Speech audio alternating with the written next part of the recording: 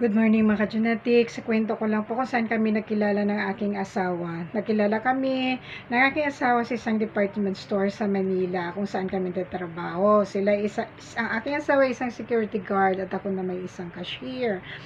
Niligawan niya ako. After na ako na niligawan ng ilang taon, nagpakasal kami sa aming probinsya. Binayayaan kami ng 4 na anak. 3 babae at isang lalaki. Sa sawing palad, nawala yung aking lalaki. Yun ay ang bunso. At ang natira ay ang 3 kong babae. At masaya naman ako kasi tapos na po sila sa pag-aaral. Ang panganay, ang kanyang natapos sa isang tourism. Ang pangalawa, isang HRM. At ang pangatlo is teacher.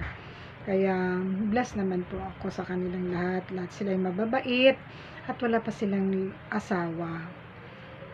Thank you sa share ko po ng